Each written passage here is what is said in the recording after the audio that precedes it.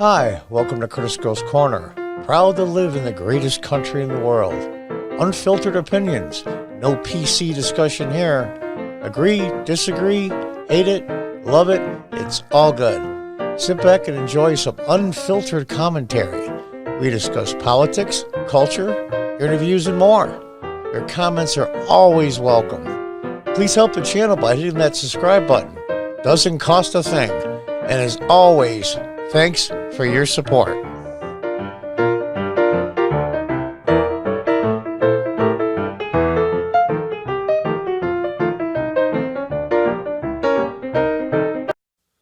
Hi folks, welcome back. Black votes you count twice. Vote reparations. What's next?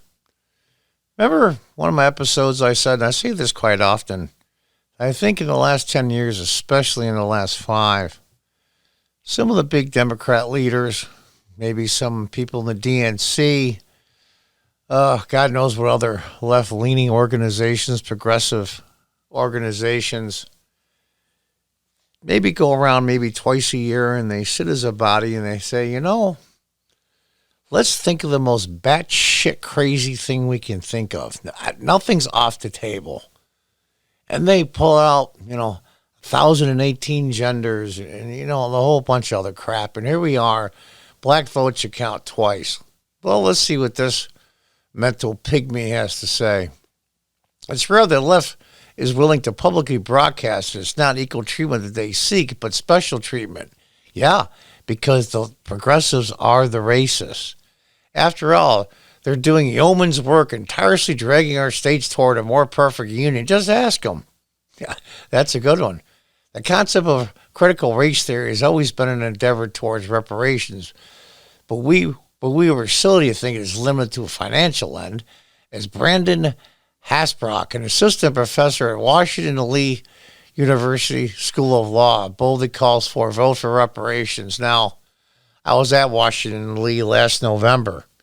I was at the chapel that's on the edge of the campus. It's privately owned, where Lee's marble sarcophagus is there, and he's buried just below the building with his family. And that must really bug the crap out of him, and I'm glad. It's a beautiful place. You ever get to see it. It's a beautiful 19th century chapel, still with original woodwork and pews and everything else. It's really amazing. How so? The assistant professor says black votes in America should count twice. With both feet firmly planted in the 19th century, yeah. I don't want to digress anymore. The assistant professor penned an op-ed run by the left-wing publication The Nation, claiming black votes in this country are worth less than white votes. This is The Nation's Twitter feed. Double counting black votes would actually restore electoral balance.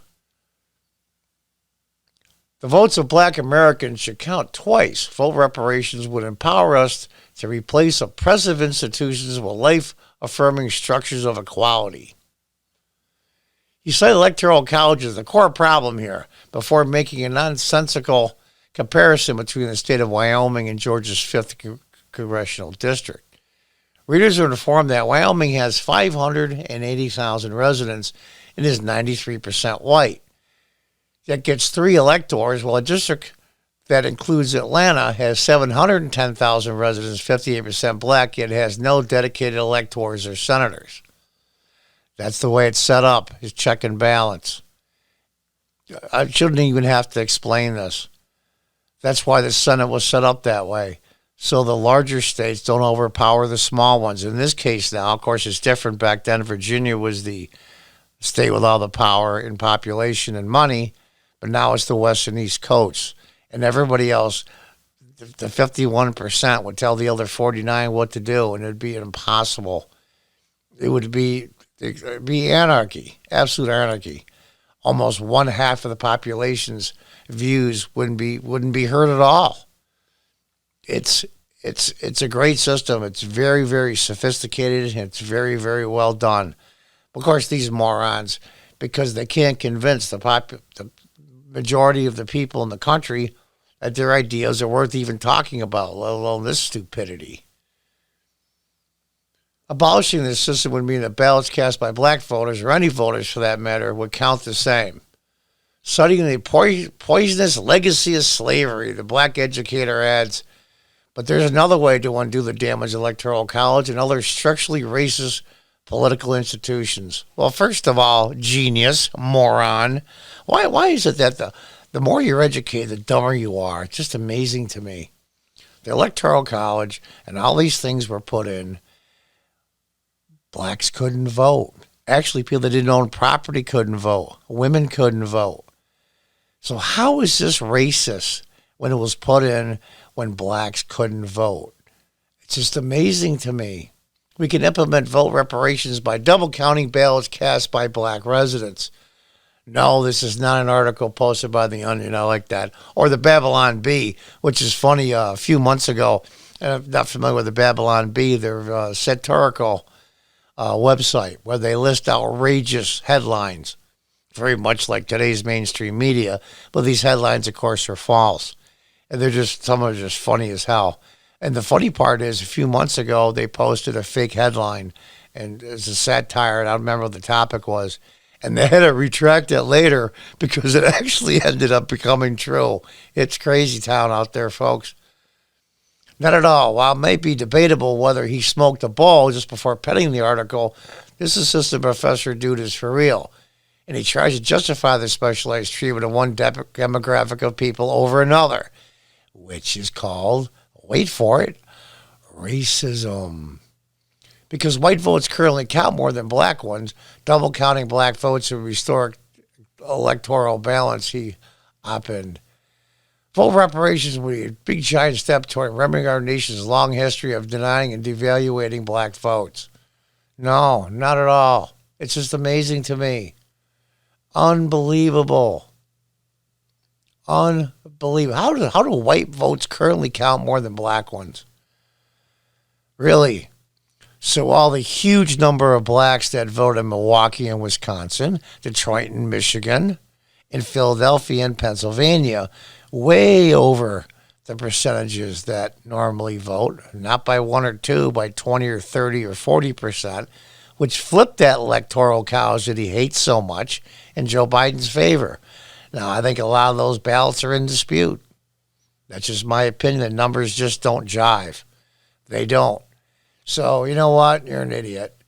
To address he's only an assistant professor, so maybe after this article they'll make him a full professor, with tenure, I might add.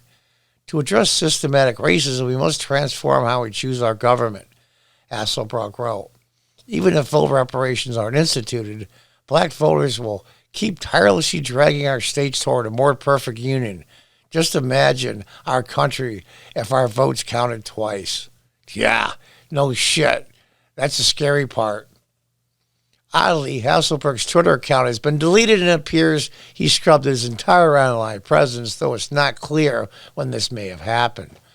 Of course, the sad irony is that blacks in Atlanta, Detroit, and Philadelphia, to name a few, may very well have been counted twice in the November election at a minimum, even if they're dead, tweeted polemicist Patty Kondo. Here's some really funny tweets. Black votes should count twice. If they vote Democrat in Detroit, Atlanta, Philadelphia, Pittsburgh, and Milwaukee, they have been counted twice, or 5 or 10 times, even if they're dead.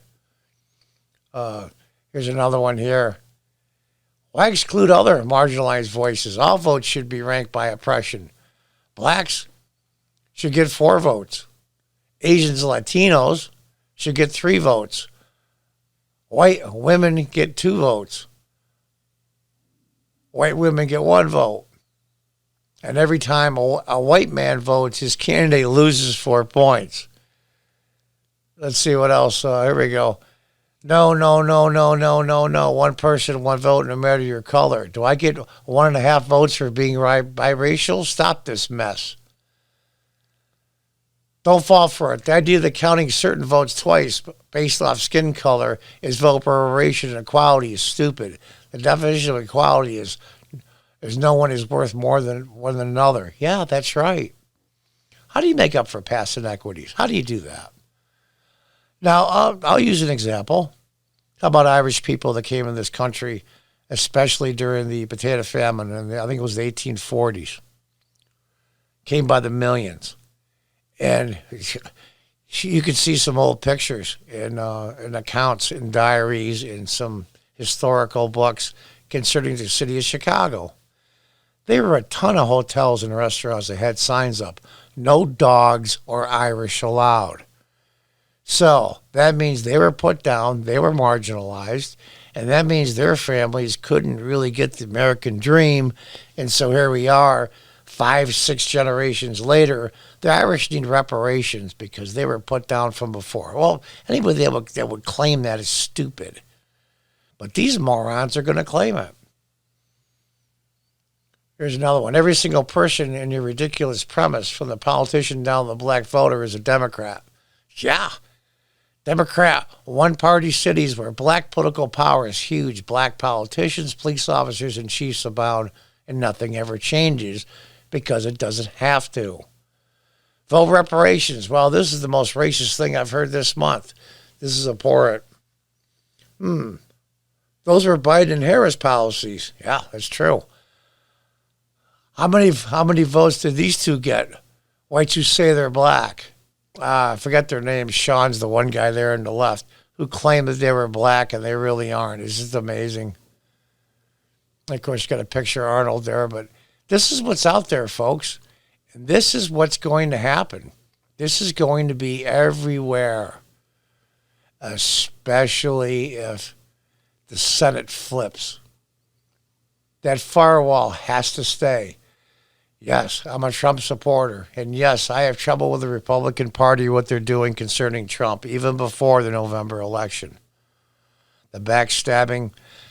The one thing that Republicans just could never do, they don't know how to fight back. They just don't know. They've always been bringing a knife to a gunfight. They always have, they always will. Maybe it's the nature of being conservative. I really don't know. But Trump has taught them one thing. These people aren't going to give up, the progressives and the leftists. You got to get down and dirty and do the street fighting. You just have to do it because we're losing the battle. We're losing the war. They control 85% of the mainstream media. They control all of the major universities. Now they're infiltrating in the high schools and junior high schools. They own all of Hollywood. They're pretty much taking over all the major sports. We're up against it. We're totally outnumbered. We have to fight back. And if you've got to bring a gun to a gunfight, then do it. If you have to get rolled around in the mud and get dirty, street fighting with these people, then do it. They have to be called out repeatedly over time. It's tiring. It's very exhausting. But these people won't stop. They have to be held accountable for what they say. And this guy will probably get praised at his college. He might even end up being a full professor. Who the hell knows? It's sad, folks, but it's the war that's going on. It's the battle that we have to wage. It's not for the faint of heart. And for those of you that say, well, it doesn't really affect me, I'll keep my head down and it doesn't really matter. Yeah, it will. They're going to transform the whole country if you let them. If we let them do it. This is just a stupid example of how they think. But there's more harmful things in this, believe me, coming if they get control. My God, how did we get to this point? Anyway, folks, I just thought I'd show you this. Could get a couple of chuckles.